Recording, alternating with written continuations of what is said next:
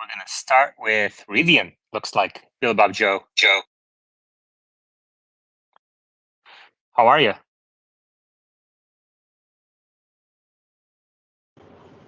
Hey, doing well. Probably have poor audio right now. How are you doing? It's not that bad. It's pretty good. Uzi, how are you? I'm doing well. I'm excited to have a space. I guess we can't curse in this one, but at least an extra space is always fun. Yeah, yeah. Try not to curse. It's kind of. It's like I never know when they're gonna hit me with it. Sometimes they do, sometimes they don't. Um, but I'm trying to grow my YouTube channel because X still hasn't fixed my subscriptions. Really, you know. They I'll op. sub right now. Thank you. So um they opened it up, like they opened up my Kendall is in YouTube live chat right now. He says no cursing. They opened up my subs, X did, but it's obviously stuck in the high price, so unfortunately I have 0 subscribers. Which expected. I mean, that was the whole purpose why I kept it so high. But the link to watch it on YouTube is at the top of your screens. And we have live chat going on. Kendall is there. Uzi is in both places. Uzi, can we curse here? um. Anyway, Billabong, how are you?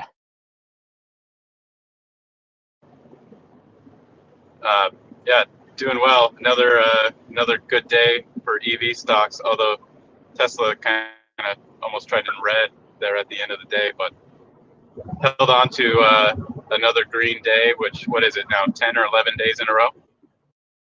11 days. 11 days in a row. Going on to 12 tomorrow, maybe. Do you think this is going to be the way it is until 8/8? I mean, I would expect at least a handful of red days until 8/8. Uh, you know, tomorrow's CPI reading pre-market will be important. I think if CPI is cool, which I sort of expect it to be, that could give Tesla another green day. So that's what I'm hoping for. All right, great. You know Uzi? why it's red today in after hours? No, why? It's because Jim Cramer said Tesla Energy can go to $1 trillion. So we're cooked. Did he really? Did he actually did or no? Yeah, that's what I saw on X. Oh my god. I'll go Yeah, find it's down 0.6%. Earl, how are you? I'm not mad at you, man.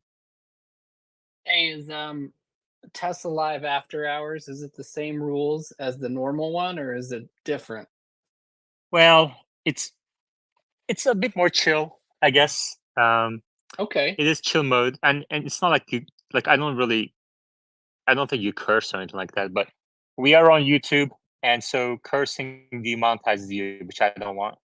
But other than that, you can do no hands mode. You can take your time. You can use 11 words instead of 10. Whoa. Yeah, I know. You're 10% getting inflation. soft. The stock is up a couple days and you've changed. How you been? Pretty good. Yeah, I can't complain. Took a trip, so I had a little bit of less time on X for a while, which was it's nice. Can't usually pull that Wait, off. why are you less time on X? Well, I was traveling. Family You're stuff, traveling.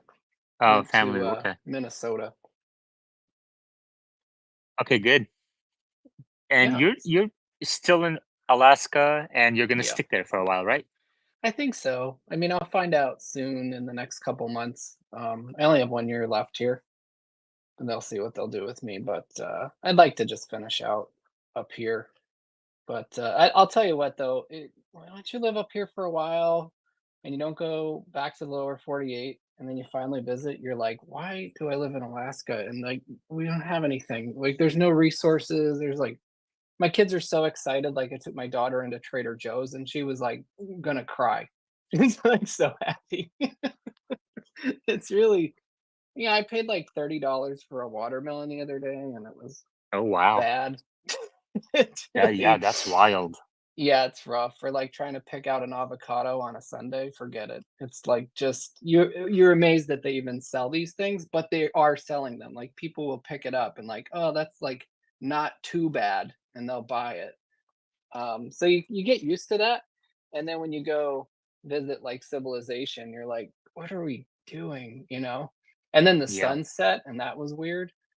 My kids were like, oh, I kind of miss darkness. Yeah.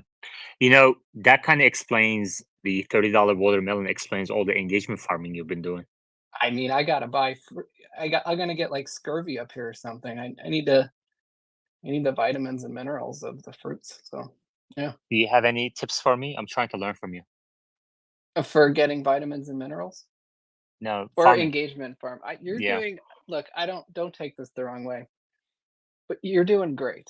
You I think so are. too. Yeah. You have. This is what I like is you seamlessly have integrated engagement farming into Tesla Live, where Yeah. you ask questions and then you actually use them Yeah. on your show, which is great. And I hate it because you ask good questions and I spitefully don't want to answer them because it's engagement farming, but then I do answer them because they're interesting questions. So I'm part of the problem. So, like, do you blame the Yeah. farmer or the crops? You know what I mean? Like, Yeah. you're just putting the fertilizer out there and we're eating it. I mean, yeah, So, I agree. I mean, I think, like, by the way, I actually looked up the definition of engagement farming. Engagement farming, apparently, is when you actually wait, know can the I stop answer. you? You Yeah, should go ahead. ask what the definition is and then Yeah, exactly. never mind. um, no, I mean, it's like you ask the question only to like enrage people or kind of invoke this emotion and get them, talking among each other, etc. Or you already know the answer to the question. I Mhm. don't know the answer to the questions. I actually want to know the answers to the questions. And like for example, let's see, we had um, Michael and I, who's in the audience.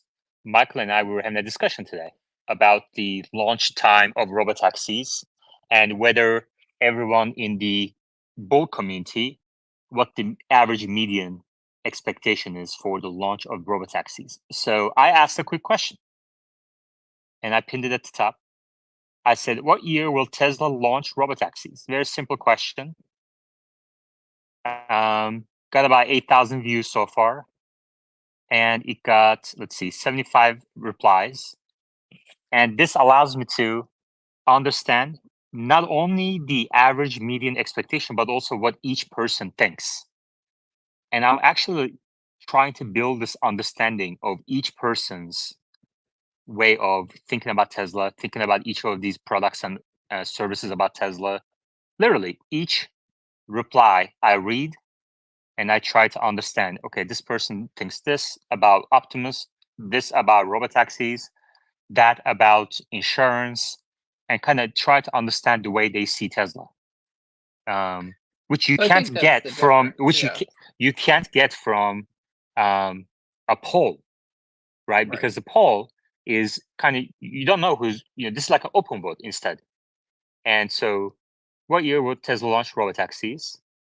And then I'm trying to build this understanding of like what each person's biases are. So, for example, we have a relative new speaker, Edward, and I'm noticing in his replies from question to question, he's a bit of an optimist bias. So maybe we can address that head on next time he comes with a couple of coffee bets, maybe, and then so like I'm really trying to build this understanding with each person. So I mean, obviously, this is going to have its limits. Right. If it scales to 1,000 plus people, I'm not going to be able to do that, but um, I mean, I think it's going well, Well, I think and that it pays for the space, the uh you know. the, the term engagement farming is like turned into a dirty word, right? Like it's a bad thing, but you're farming to get the engagement to use it for something else. And I think good accounts probably should get engaged. Like if you always post and you get no engagement, you are bad at this, right? Like you would want to post something so that people respond to it in some way. But then there are people just flat out engagement farming, which is negative. But I agree with you about polls. Like for instance, a cat just won Front Puppy Friday for the second time, Nutmeg, who's famous. But I know that the cat won, but why did the cat win?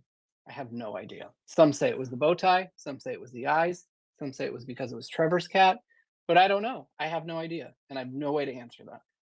So, but Well, I you mean, would. you've been doing this for a couple of years. How long have you been doing your It's weekly polls? it's been almost 6 years. 6 years. I remember It'll when it first started. That's I crazy. know. It'll be 6 years in August, and, it just has legs of its own. Like, people keep posting these pictures, and we do this dumb vote every week, and it's, like, pretty awesome. It Yeah. was brilliant. Yeah. It really stuck. I mean, Like, it really yeah, it stuck. became the whole Frank thing really stuck. Yeah, EVs versus ICE. I mean, yeah. even Jim Farley did something similar, right? Mhm.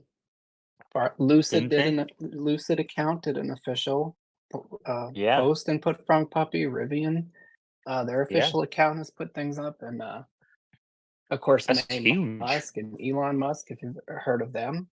Yeah. Um, if you remember Bollinger back in the day, they did a bunch of it. They Hmm. were amazing at pictures. I'm sad that they aren't really around with their truck anymore, but like spectacular pictures. Yeah, Mm. but it's so dumb and like infectious. So I really Yeah. I appreciate want that. to chime in on the engagement farming Hmm. question. I think what you're doing is not engagement farming at all. Like I have an account that does follow me, and they're actually they have some good takes occasionally, but half the content is um, something like turn on notifications, dropping how to get 5 million impressions in 2 days, and us small accounts need to stick together, reply if you're under 10K and need to be boosted. That's like engagement farming to me, Yeah. where you have some your statement has some like underlying obligation, or you're trying to compel your audience to do something to boost your own account. Whereas you're actually asking thoughtful questions. So I guess in a way, engagement is the Polaris on this app. And if you're not engaging, just like Earl said, then you're bad. But if you are Hmm. engaging, then you're doing it right. You just might get some people talking smack. Yeah. And, the engagement helps both Tesla, also X, also advertisers. And I think people who do reply gain something out of it as well. And people who come into the space, they all benefit from those tweets and the replies to those tweets, questions and the replies to the questions. Hey, you said Okay, something great. interesting. Yeah, I'm sorry, go ahead. yeah. I Go ahead. No, cut you. go ahead. I was gonna say you said something interesting before that I picked up on is you said that you ask these questions and you don't know the answer to them. So when you Yeah, ask, is Rivian going bankrupt? Are you saying you don't know that? I don't think I asked that question. Oh, okay. Did I I? just assumed. I assume you're right. I assume. I know that's a pretty big statement. Fair enough. Although I did add a question to today's. Look, I'm getting better at this, I think, over time. Now, you know what? I'm not going to stir up. Right now, we have Billy Bob Joe in here, too. He's a big Rivian fan. I think he would reach across the space if he could. Go ahead. You don't have to raise your hand. It's chill mode. I thought I got a good laugh out of your comment this morning on Rivian, because last time we talked about Rivian and specifically the stock, you asked me if I own any, and I said no, and you said you can't find any Rivian stock owners, like they don't exist. But then in your comment you were kind of like, why do the Rivian owners or stock owners or bulls get so upset with me? So I thought Well, that was I kind of said funny. bulls. I said bulls. I didn't say invest. Did I? Hold on. Let me see. Let me see exactly what I said. You might be right. I guess when I say bull, I'm usually talking about stock, but yeah, Yeah. but that's fair. Yeah, I said Rivian Bulls because Rivian Bulls, in a way, is kind of like Rivian fans, I guess, included in there. I mean, you know who I'm talking about. Anyway, Yeah, and there's then a lot of tribalism. Bill Bugjo replied, and like I said, I read every single reply, even the ones that get like 5 views. And he said, "Are the Rivian Bulls who think this in the room with us now?" Anyway, Michael, how are you? Doing great. I'm excited about the recent stock run up because I made a couple of trades and I may or may not get a new Model 3 later this year. Oh, nice! Congratulations, man. We'll That's awesome. see. We'll see. It has to work out, but yes. All right, when are you putting your order? Well, the thing is that I took delivery of my current 3 in October of 2021, and I have to keep it for 3 years. Otherwise, I have to pay back Massachusetts the tax credit they gave me. So technically, it's October of this year, but the FSD transfer ends at the end of the quarter. So I might keep the car and I might have 2 cars for a couple weeks. I'll take one off your hands, no worries. All right. If you're interested in a 2021 Model 3 long range boost blue, hit me up. Nice. Of course. I'm down. Better than what I have now. Let's see. When are you planning to get a Tesla? That is the $1 million question. Imagine your Maybe mom getting October. Everywhere. Maybe ask that question. Yeah. Yeah, right. When When am I should planning to get a Tesla? And then let people respond. when should Yaman get a Tesla? Is Yaman thinking about getting a Tesla? You guys are so amateurish on that. I can't come up with 20 better ways to ask it than what you just Hey, you're spit the out. pro. See, exactly. See? There you go. Yeah. Yeah. Now you got me thinking how I should ask it. Anyway, let's talk about some of these questions actually. Let's see. I will note about your question about the robotaxi. There was a lot of 2025s, which is what I was saying is probably the median in the Tesla Bull X communities. But again, there might be a bias on optimism bias on folks who are willing to respond. Yeah. Yeah, I mean, keep in mind, my followers come into a space to talk about Tesla every day. Most of them are investors in the stock, and especially when it comes to robotaxis, there's always been, majority of people thinking it's a year to 2 years out because Elon said so, So, but how many of those people are buying call options that expire within the next 18, 24 months with all of their money? Because that's what you should do if you actually believe that, right? I mean, let me rephrase that. That's what somebody who is certain of the outcome would do in terms of trading. And I would guess that none of them do. So, yeah, I would say there's Really? You bias. think none of them do? Even I have like a very tiny position in Leaps. Yeah, but right, but and I'm a right, but robotaxi is it like middle of the road.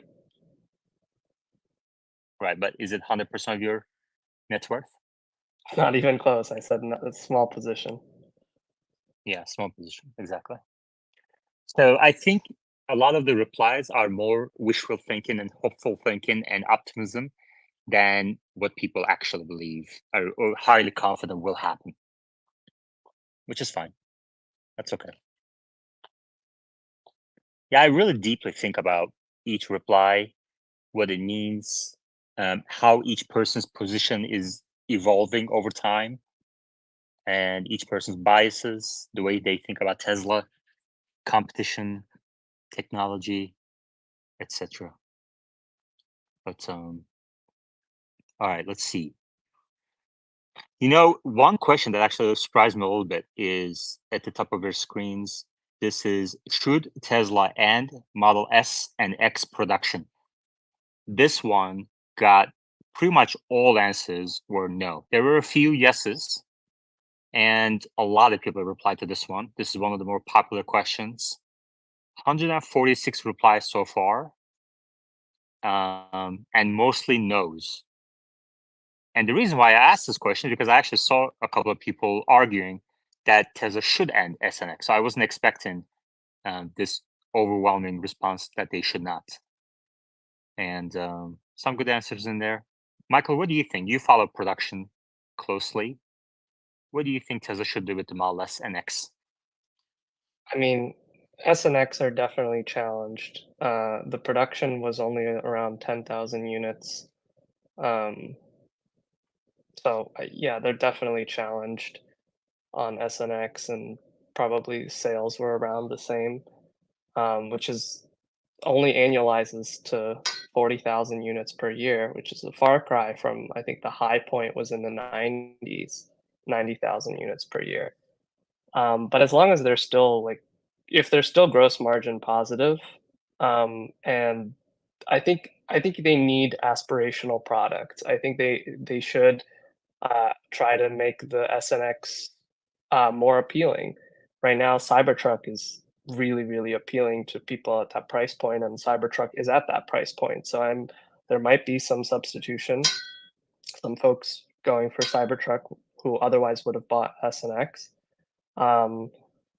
I think they should continue to try to expand SNX market and appeal, and keep an aspirational product. But I think even better would be the Roadster, getting that out. I think that's the ultimate aspirational product. And I commented that, Audi, Porsche, BMW, they're really good. They have at doing having racing divisions and really getting brand awareness and people buying their cars because they're very well engineered for performance.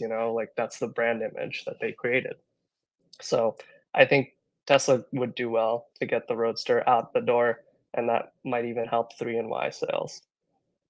Okay, so this is being live streamed on YouTube as well. I'm trying to build my YouTube channel.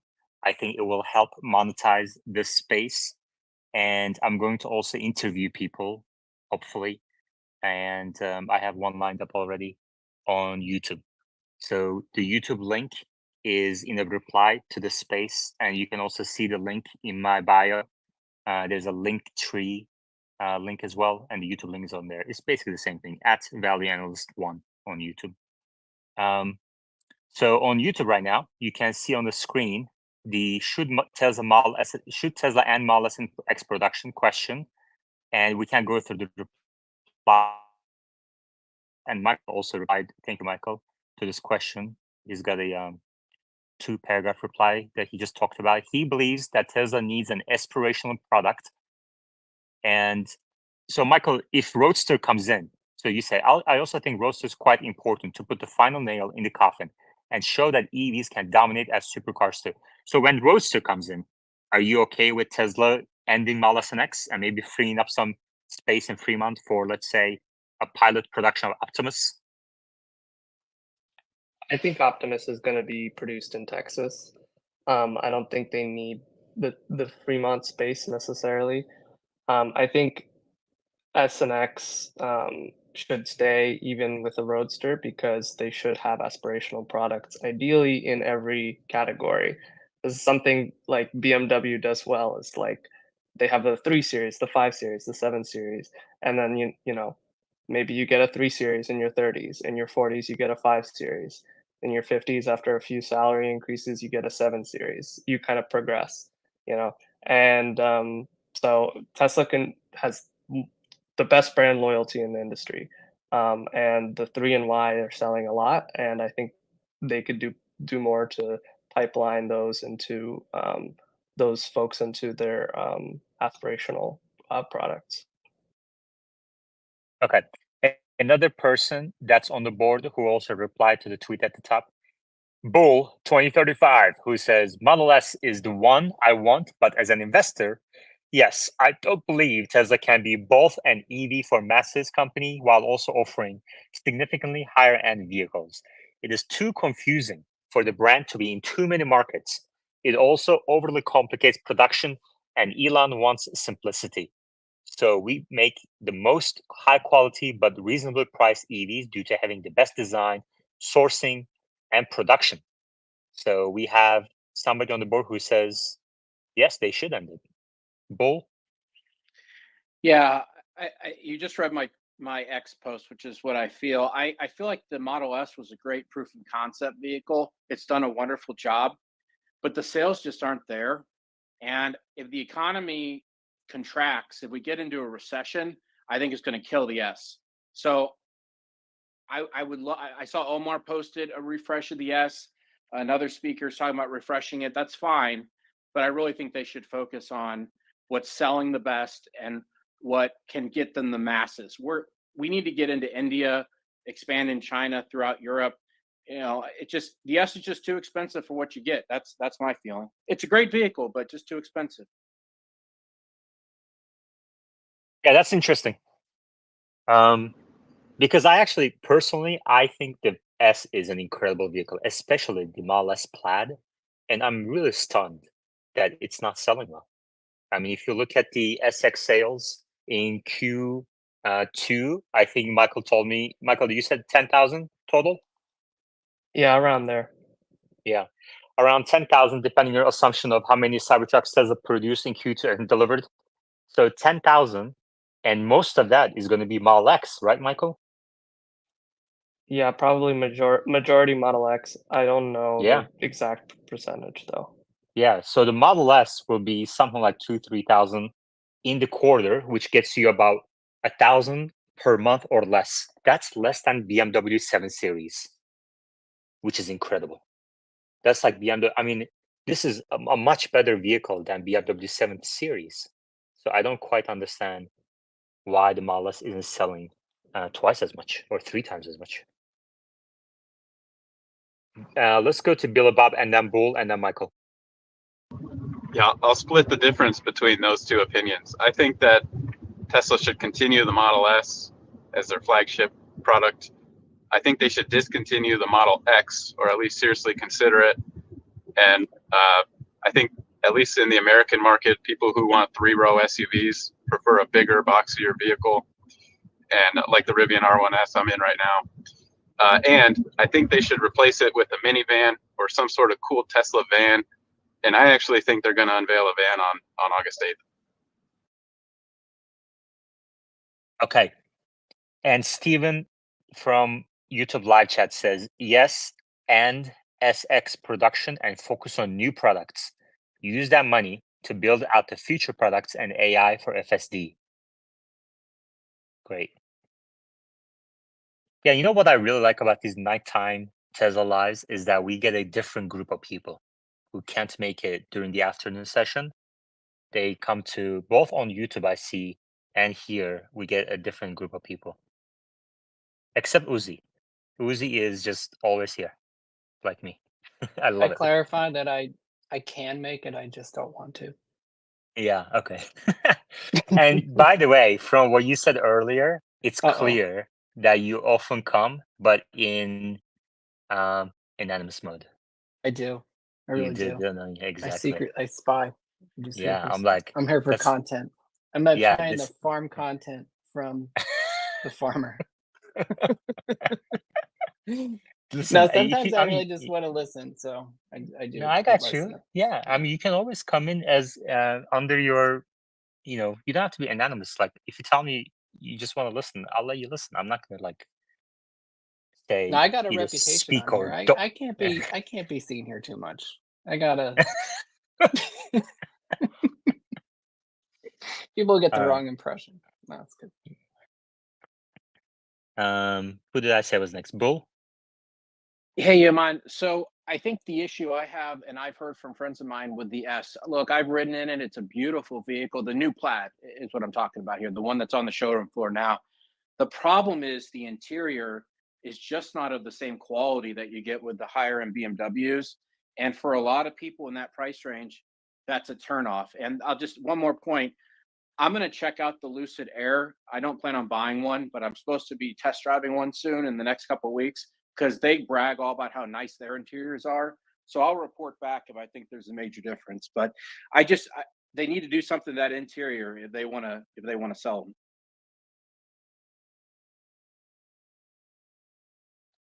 Yeah, I mean, like, what specifically do you think they need to do with the interior? Because the Model S and X already have a screen in the back, 2 screens in the front, um, hospital quality air filter. The seats, from what I understand, are very comfortable. I mean, I guess there's no massage seats. What else?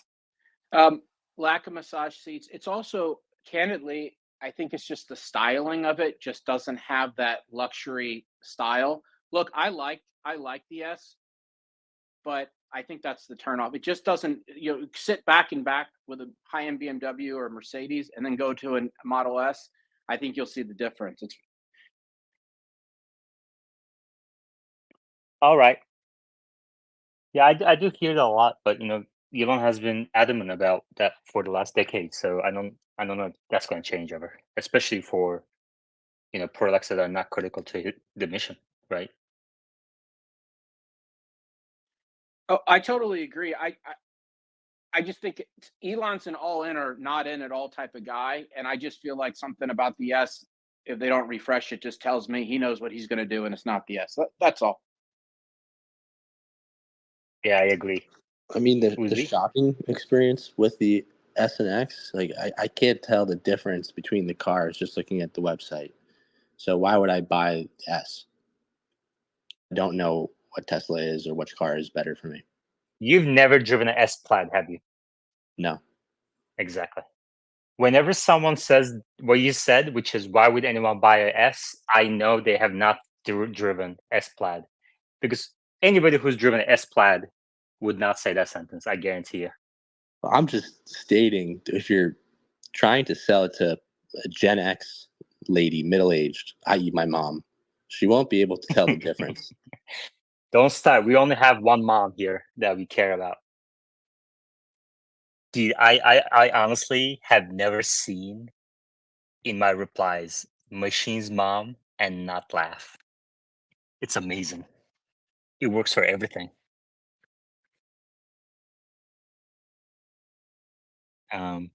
Bull. The other thing is, it's just the whole experience at Tesla. If you're into the tech, if you're into everything that Elon's about, it's awesome. But I've owned BMWs. I'm sure other people have. At least my experience is they just kiss your butt. Pardon my language. They kiss your butt. They bow to you. They have this different experience, and that's an experience that some people at that $90,000 level want. Yeah, that's true. All right, let's go through a couple more replies here. And Michael, go ahead. Yeah, I was similar thing to what Bull said. People in that price range love luxury doodads. They like massage seats, like powered window shades, or peasant blockers, as some call them, ambient lighting, and like smells and perfumes in the cabin. I mean, Oh, we I have think it ambient gets lighting. We have ambient lighting now, right? in SNX. Oh, we don't in SNX. We have in this I'm not sure Cybertruck. actually. I thought. Hold on. We should know this. But honestly, like that stuff is kind of silly to me, and so like I don't even know the full list of. But like, there's like a huge list. There was folks who have been telling me for years that like Teslas don't live up to the luxury standard. They don't have infinite detente doors or whatever the heck. So, yeah. Yeah, I hear that a lot too. Okay, a couple other replies. Adrian says, "Nope, they'll have to. Their place in the world of robotaxis. Autonomy will spur demand on them soon enough." Okay. Pat says, when they launch Roadster, why would you want an S? Model 3 performance is faster than a standard Model S. Falcon wing doors are silly. RIP X, long live Model Y, Cybervan, and Cybertruck. Yeah, I mean, that's the other thing, the Cybervan is not here yet, and Cybertruck is not really involved in production just yet. And when that happens, what will happen to Model X sales? So, and then you also have the Model Y refreshes coming up too. So, yeah, I don't know. And these are very old lines that came about in the early 2010s. So, they're not very efficient. And Michael, why do you think Optimus production will start in Gigatex? That's what Omar says too. And I think it's going to be Fremont.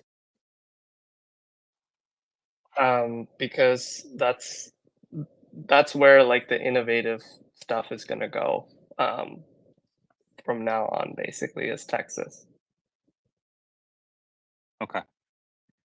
So you're not like, the reasoning I had was, our AI engineering headquarters is in California, and Fremont, like, they could do a pilot production there first, and then Gigatex could have volume production. What do you think about that argument? Well, but it's not about, it's more about volume production rather than like the AI piece.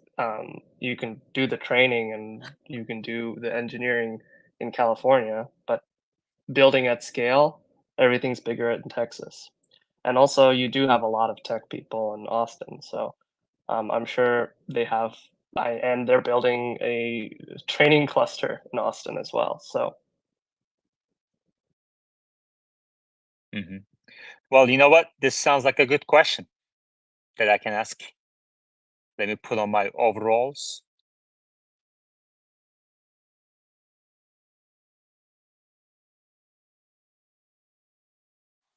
can I coffee bet you on where the answers will land for the question? No, I think you made a good argument, and Omar is on your side too. So I'm guessing a lot of people will say Giga Texas, but let's see. Where will Tesla build the Optimus first? Hold on. Where will Tesla build the Optimus?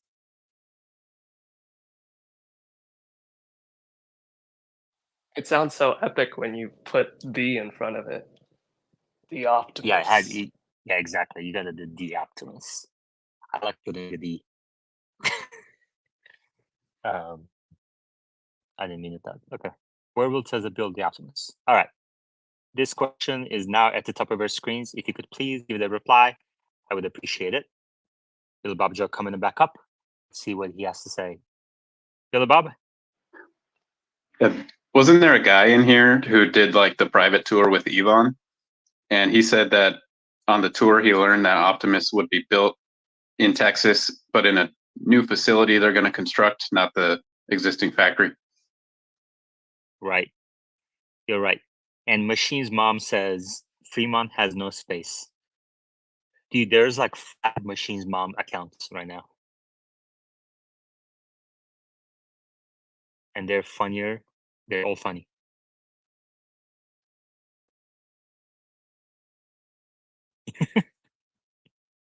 See, this is what I'm talking about. I said World Tesla build the Optimus, and the first reply is Machine's mom, and it just makes me laugh. I don't know what it is. If Sierra wants to come up, and we have Michelle also in audience, if he can come up, maybe we can talk some LLMs as well.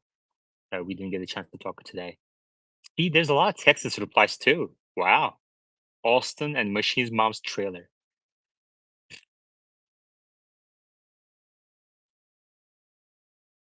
Earl, let me ask you something. You're obviously an incredibly talented, funny individual. Go You on. can make anybody laugh. Okay. What do you think is the key to humor? If you could pick like 1 or 2 things, key to humor. Well, I think one is it has to have some element, like a kernel of truthfulness to it, right? And usually there has to be some sort of like misdirection or twist on it. Those are the two keys, I think. Interesting, because I have a different view. Well, what's your view? Well, I'm not going to tell you. I agree with Earl's second point. Actually, both of them. I think it's a matter of the principle is like putting pressure on and then releasing it, and that's like putting pressure is like asking a question or something like that, or the setup, and then the payoff is the joke that releases the tension. I think those are all very valid points and things that you would learn in a comedy school or whatever. But I have a very different view, and I haven't heard anyone say it before. So I'm sure to see if anybody ever. I think it's a lot more fun than that. But Bull? Yaman, you grew up in Turkey, right? Were you more influenced by British comedians or American comedians? I grew up watching Seinfeld in Turkey and Friends. So I guess American. Have you watched Friends lately? Well, I haven't watched TV lately, so but yeah, I would definitely watch it. I say this because I haven't watched it in a long time. And on my plane ride back from Minnesota to the Arctic Circle, Friends was one of the options, which I used to watch all the time. And it was wildly unfunny. Like, I couldn't believe how poorly it's aged. But I haven't watched it in so long. Like I have memories of some funny things that happened. But watching the episode, I'm like, gosh, this did not age well. But Yeah. I recommend anybody who's like a Friends fan, which I would say I probably was, just go back and check out a few episodes if you haven't done it in a while, because it's like, I don't know, what am I watching? Yeah, times are changing. I mean, honestly, even for Seinfeld, I noticed that just a couple of years younger than me don't get the references, Maybe like a year, 2 years younger than me get it, but then below that, no, nobody gets it. How old are you? Do we know that? Yeah. I'm 39 now. Oh my God, you're a youngin'. Okay. How old are you? 42? What? How old do you think I am? I don't know, 45? I'm gonna be 49 this year. No way. 49. Wow. Maturity of a 15-year-old. It's incredible. Yeah, I love it. Never grow up, kids. Yep. Well, Earl is more than double my age. Oh my God, I could be your father. Hey, let me ask you something. So, and this is a good transition to what the LLMs I want to talk about too, Earl.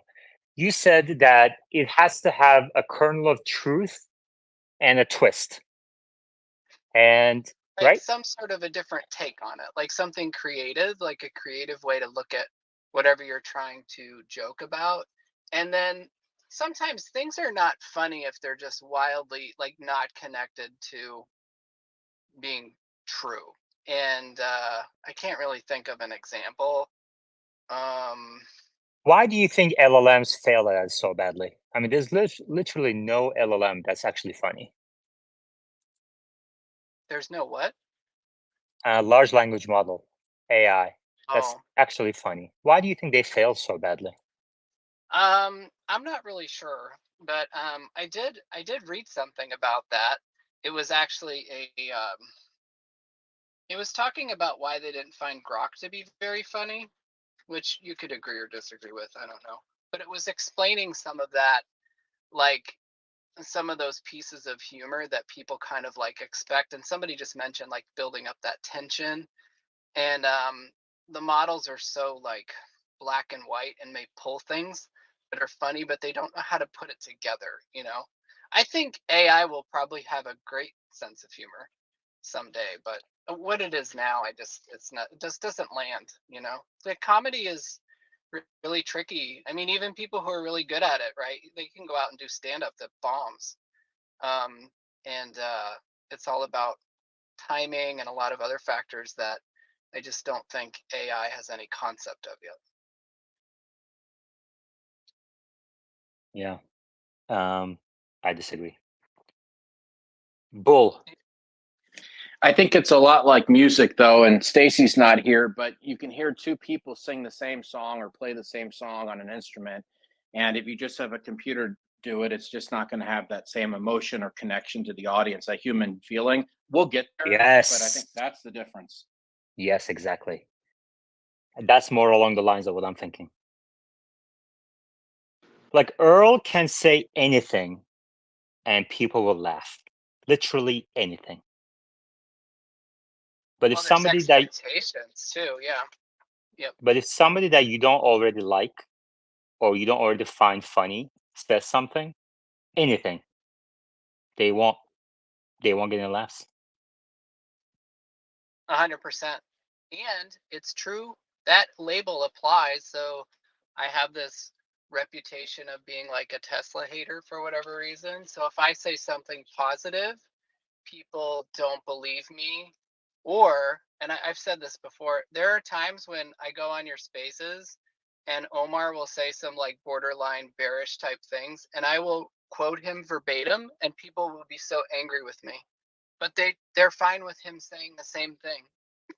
Right. It's all about like who it's coming from, you know what I mean? Like, how dare you say that? And I'm thinking like, this was said in a space with a bunch of bulls who are like, oh yeah, good point, Omar, you know, because he's seen as being like an uber bull. But in actuality, he's much more grounded than that. I defend him a lot.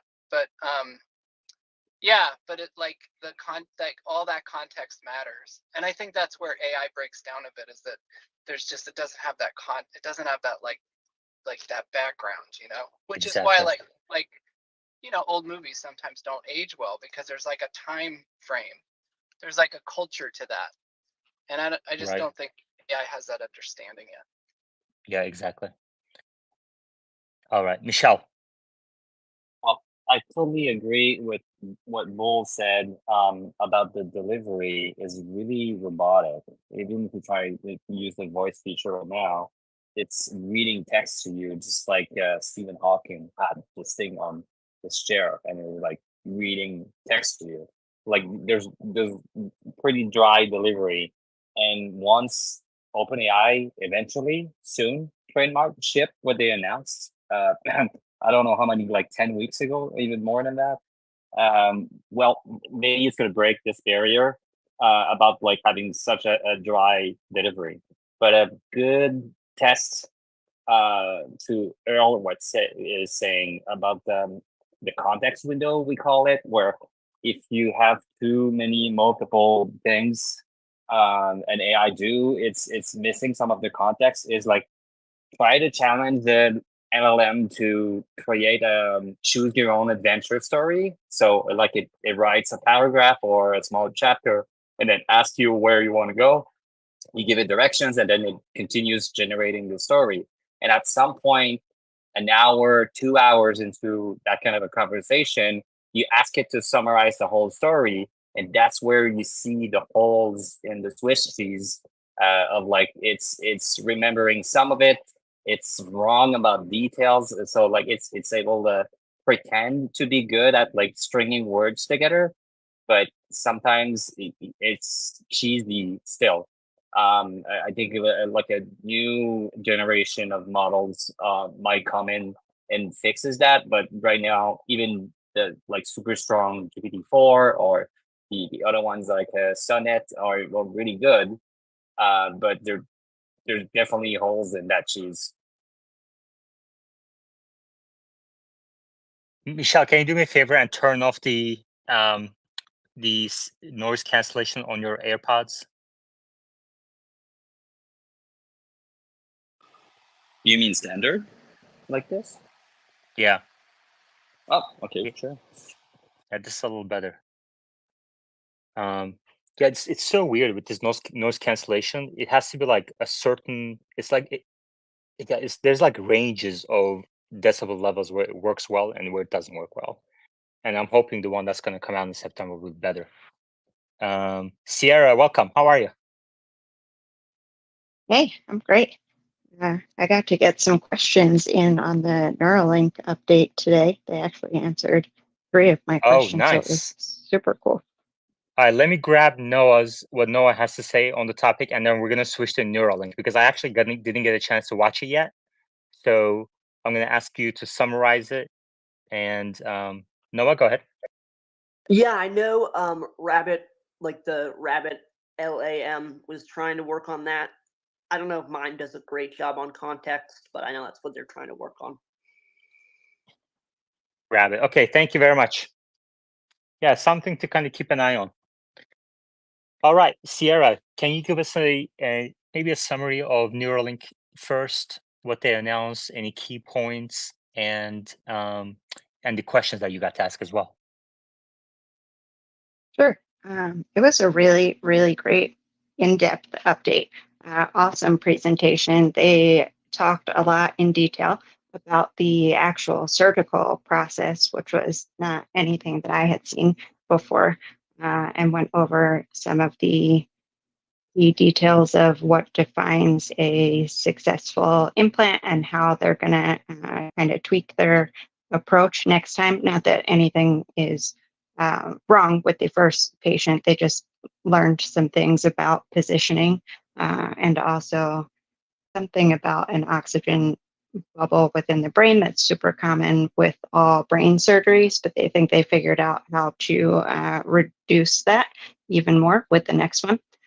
They also talked about the next model having twice as many pins and threads, making it, and also more channels. They're doubling the amount of channels, so it's just going to be extraordinarily more powerful. They talked about another product. So the current implant is Can I from ask you the. so when you say more powerful, what does that mean exactly?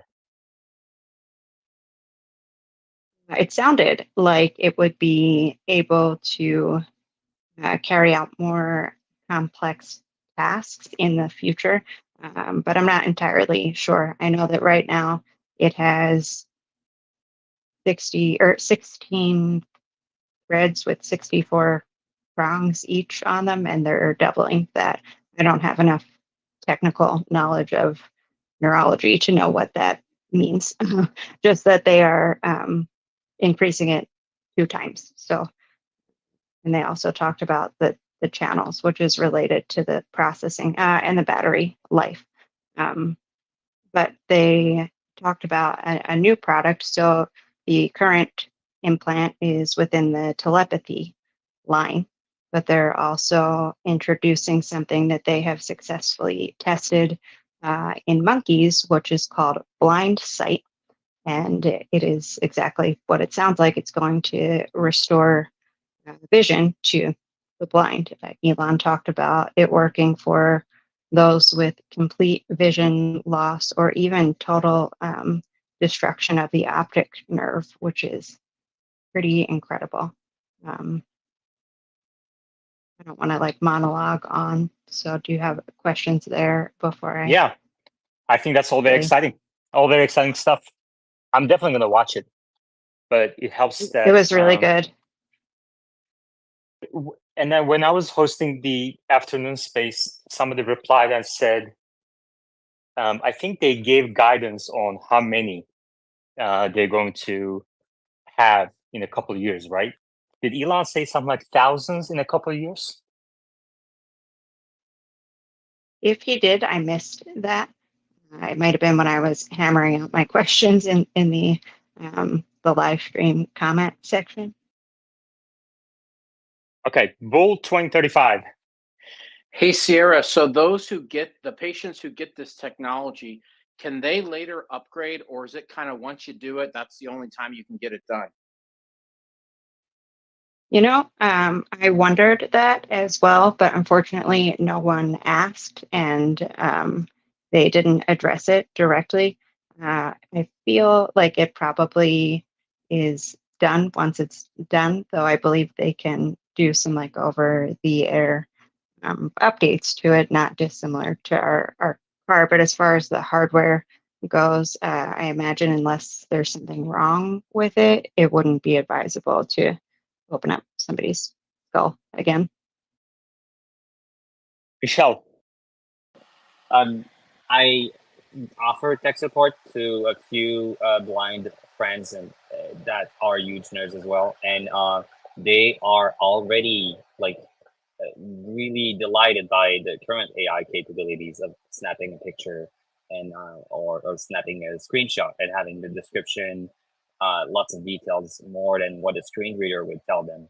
But to bridge this gap on blind seeing, like I got a few DMs from them, like what did they announce? Like questions about like because their first language is French and they speak and understand a little bit of English, but I need to call them back and let them know more details about this implant coming for their kind of handicap.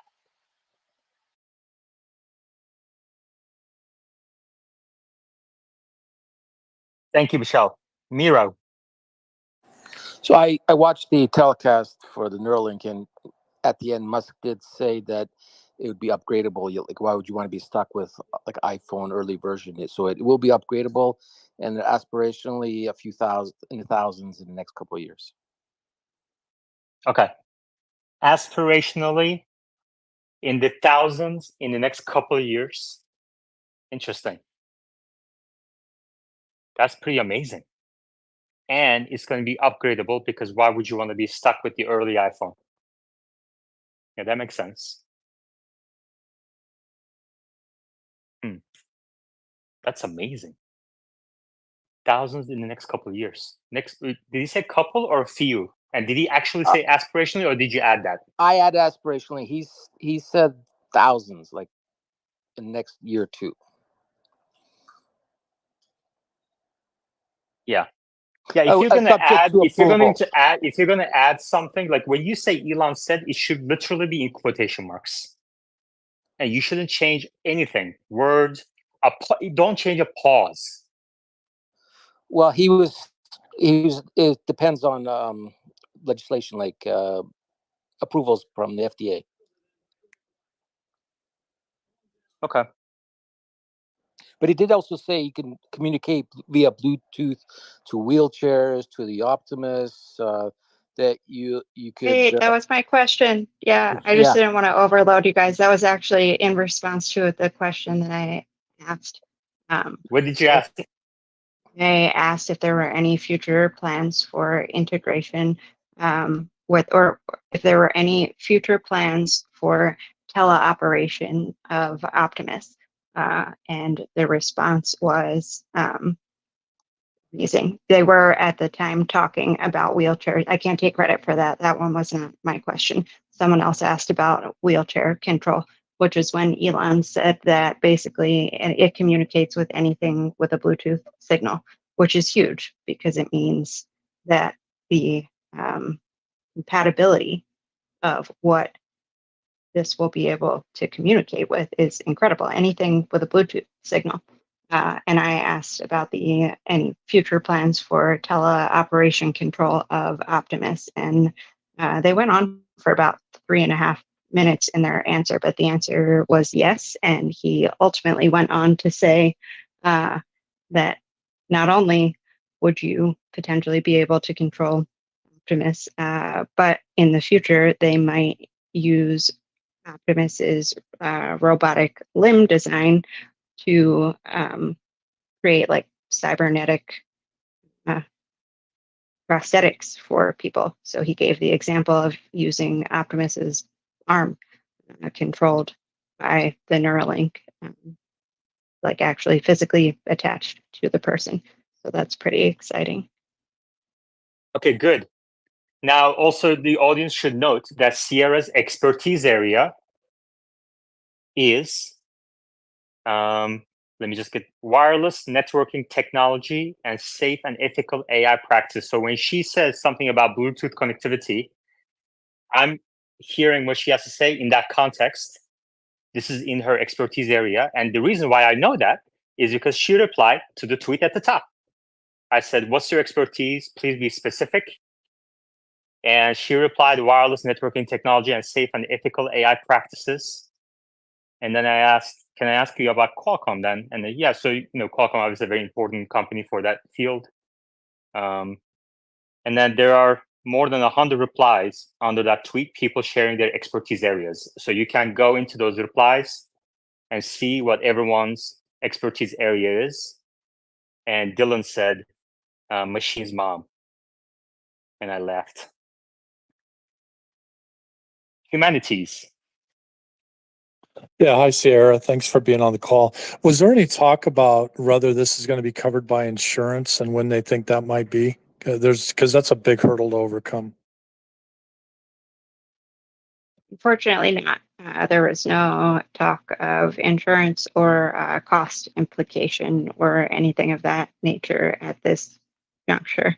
I imagine that a lot of the insurance coverage stuff comes with various FDA approvals, and I'm not sure. They've not talked about it yet. I think they just need to get a few more of them into to people before any insurance company would take on that kind of liability. Yeah, and I think Elon said in the past something along the lines of, it's not going to matter how much it costs because your capabilities will increase so much that anyone who wants one would be able to afford one. But I want to get Earl's views on Neuralink developments in a second, but let's go to Uzi since he has his hands up, and then we'll go to Earl. I asked the Humanoid Hub, the former Tesla bot journal, about the Neuralink teleoperation with the parts of the device. And I think that might be, he said it was more likely that they would just connect a Neuralink to Optimus, and that might serve as, I guess, the way to collect data is you, I guess, have Neuralink users, I guess, telecommuting. I don't know what the word is, but controlling Optimus with their brains. And that will, you don't need Meta Quest to collect data like that. Sierra, what's the word we should be using? For what? I missed it. You're not Look. Sierra. Oh, I thought you said Earl. Look, it's No. the after. Listen, it's the after hours. It's much friendlier. So give me a break. It's okay. I clarified. Teleoperation.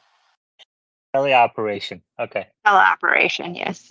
All right. Also, Elon used the term telepathically in the same context.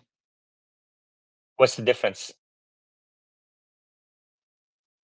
Teleoperation can be carried out currently with like VR sets and like hand sensors and things, kind of think like Meta Quest goggles with the things you hold in your hand, whereas telepathically is purely via thought.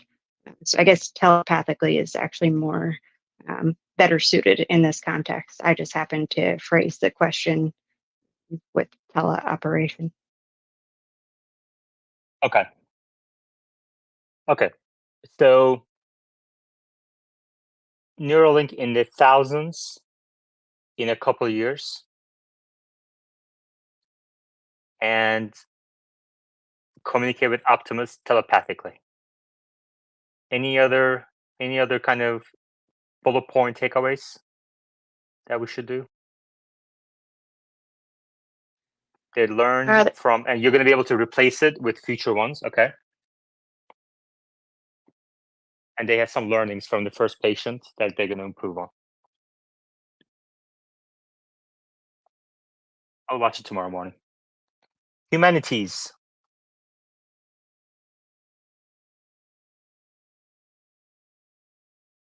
Humanities, you may unmute yourself and go ahead. Yeah, I'm sorry. I already asked my question. I'm sorry. Okay, that's okay. Thank you. Royoster. Roy, you may unmute yourself and go ahead. Sierra, I just wanted to say your questions were amazing. Well done. That was really insightful. All right, great. Sierra got fans. Hey, Sierra, how is your path to monetization going? Slowly but surely. I'm going to have to take on the reply guy strategy, I guess. I'm trying to get there organically with my robotics content, but it's going slowly. Yeah, I think if you come up and give us a kind of like a 5-minute update on the days or the weeks developments around AI robotics, I think people in this space will follow you because obviously you know what you're talking about. You just have to kind of come up and give them an opportunity to know that you know what you're talking about. Absolutely. Yoda. Hey Sarah, a question for you. What do you think of Apple's near-term strategy of Can you guys hear leveraging? Yoda? I can, yeah. Okay, Yoda, I'll I be don't back. think, yeah, Yaman can hear you. I'll be Oh, back. he's So I'll still be alive. back. Okay. Yeah, Sierra, what do you think of Apple's existing or current strategy of leveraging LLMs like OpenAI and maybe others to come instead of training its own AI? I'm sure they're doing that as well, but do you think if they didn't create their own model that they can actually thrive in this age? I think the strategy of using existing models is wise. Apple is behind on the LLM game, and yeah, we know this. They're very behind. Um, I'm excited that Siri is going to be updated with Apple Intelligence, which will be their in-house proprietary AI. But for anything that, so one of the reasons they did that is because Apple Intelligence will live on the device.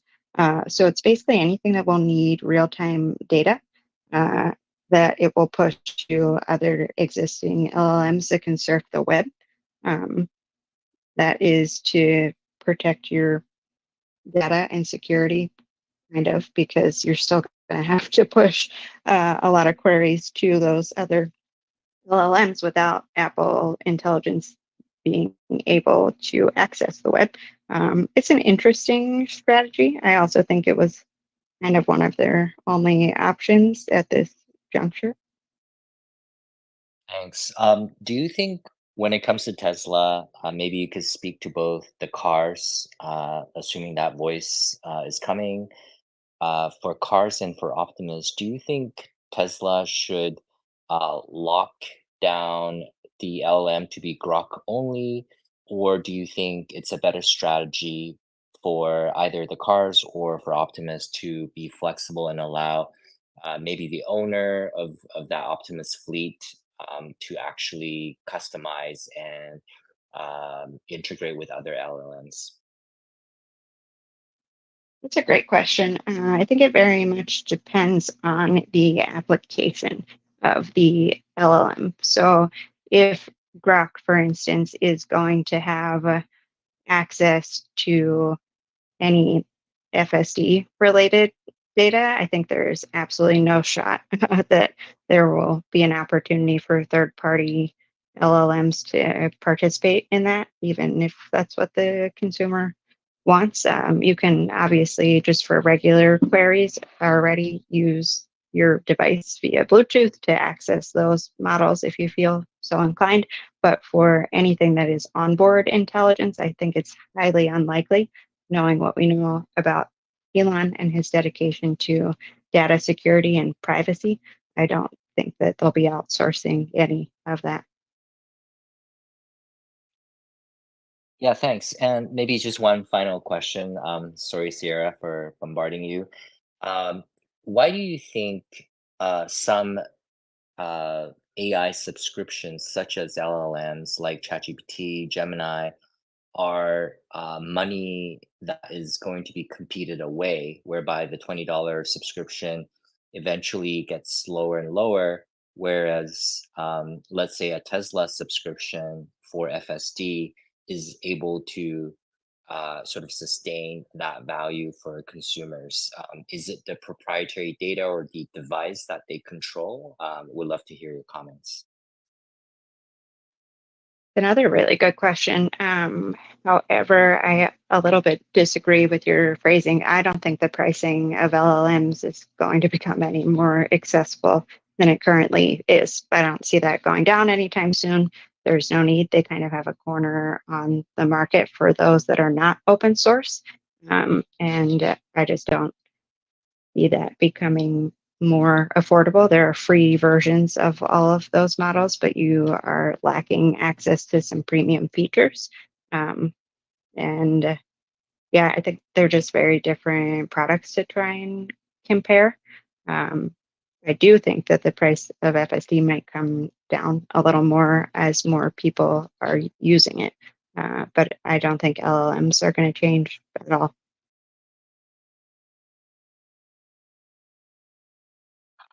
All right.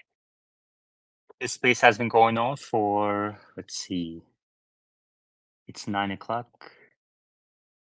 East Coast, 8 Central. We started 1 hour ago. Yeah, we started 1 hour, 15 minutes ago. Let's go for another 15 minutes and then we'll call it a day. William. Hey, Yaman, how's it going? Going well, how are you? Yes, very good, thank you. Thank you for doing this later time as well. It's kind of the only one I can get to, so appreciate that. I just wanted to ask if anyone knows any more details about Neuralink's how they're gonna solve vision. Have they spoken any more about putting a camera in the head, in the eye socket, or will it just be a Bluetooth to somewhere internally in the brain? Yeah, just wondering if anyone knows any details on that. Thanks. Sierra? You're my Neuralink expert now. You're my Omar for Neuralink. They spoke a little bit about using fMRI, which is functional magnetic resonance imaging, to map the brain and how different visual stimuli are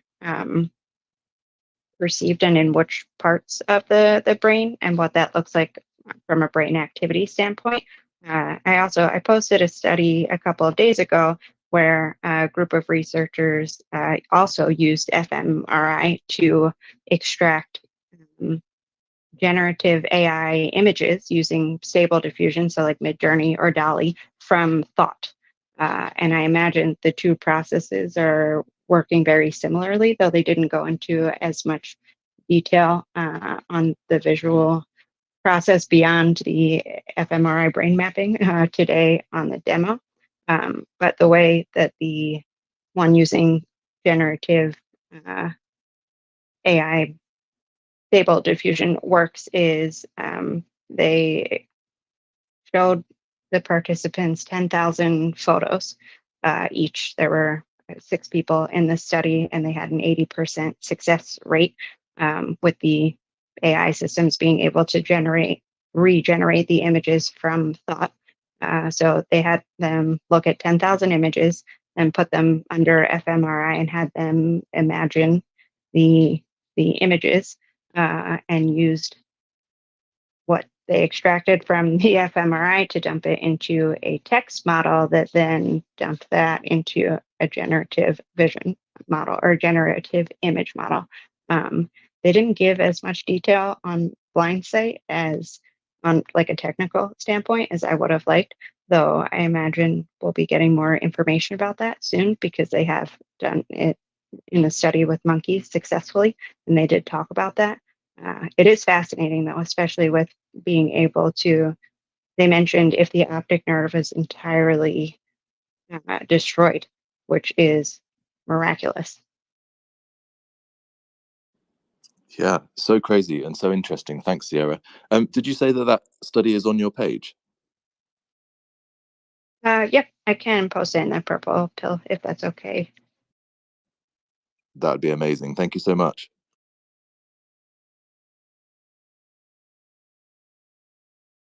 What's purple pill? The comments. The comment section. Oh, okay. But that study Sorry. is like reading your dream level stuff. Like the person sees an image and the computer from the MRI is able to go on like DALL-E, whatever, and like print on the screen what the person is thinking about. It's just like mind blowing. With 80% success rate too. So it is really mind blowing being that technology is in its infancy. All right, Sierra, let me ask you something. So I'm going to put you on the spot here, and hopefully get you to give me a specific answer. And the question is, in what year will Neuralink connect to Tesla in terms of functionality? Somebody who's got a Neuralink will be able to do something that with their Tesla that somebody without Neuralink can't do. I love that that's your question, because that was one of the questions that I asked, not in what year, but if there were future plans to integrate with really? FSD. Well, it didn't get answered, though. Nobody answered it, but I did ask it. In well, what you year? get to answer it then. Yeah. 2026. 2026. Late Oh my God. 2026. You are so aggressive with timelines. Yeah. You're more optimistic than I am. And I was doing a coffee bet review last night in these spaces, coffee bet review, and we actually talked about our bet, which was, I think you said, what was the specific? 95%, 90% of jobs will be replaced with AI by 2026. Is that what you said? No, 2030. I did not say it by 2026, not 95%. I think All I right, said maybe let me 60% by 26. let me see the specific wording that we had here. Let's see. Was it jobs? While you look for that, I'll tell you why my timeline is so aggressive. 97% of jobs by 2027, by the end of 2027. All right. Well, you know what? I must have been feeling extremely optimistic that day. I'll stick with it, and I'll tell you why. I'll back up my timeline. I believe the AGI is going to be achieved within the next 6 to maybe 9 months max. And when that happens, we will reach a rate of acceleration which is incomprehensible to us at this time. So with the rate of acceleration we've seen thus far in the absence of AGI, in the absence of ASI, it is really impossible to predict how much change will come in the wake of that event horizon. But I anticipate that it will be so much faster than we ever could have possibly imagined. I think that's a great reasoning. And it's something that we should probably talk about in depth. 6 to 9 months. So which company will achieve it, do you think? And then I'm going to go to Michelle. I think XAI, but I also have like a healthy amount of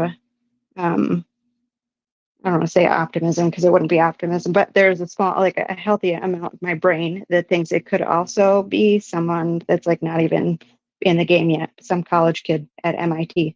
Who knows? But once it's solved, it will be solved and then we will have it. But I think XAI will first. In the next 6 to 9 months. And okay, Michelle? So the question, like, when can somebody that has Neuralink can do something cool with a Tesla that anybody else cannot? Well, the guy that already has the answer to your question is right now.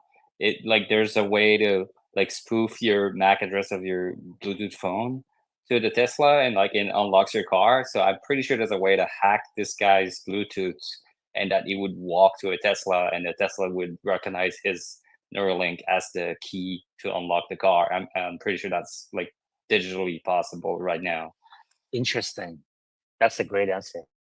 All right. You know what we can do? I mean, if you guys are available during this time, we could do like nighttime Neuralink AI spaces. And in the afternoons, we could do more Tesla stock type of talk. And that's the way we kind of maybe. And then if there's obviously some big news around Tesla that day, we can mention it and maybe talk about it in nighttime or something. I can't commit to nighttime every single day right now. It's basically like if I'm available at the time, but we can make it work somehow. Bull? Also, if you do the nighttime, add SpaceX to that too, because SpaceX is amazing. All right. I mean, there's a lot of things. I mean, this is amazing. You know, it's amazing that I can open up a space anytime and there are hundreds of people, thousands of people who want to come in and talk about these things, and it's always very interesting discussions too. Like, you know. All right, let's leave it here. I will talk to you guys tomorrow at 1 p.m. Eastern, noon Central. Take care, everybody. Thank you very much to Thanks, those Yaman. who joined, and talk to you guys next time. Take care.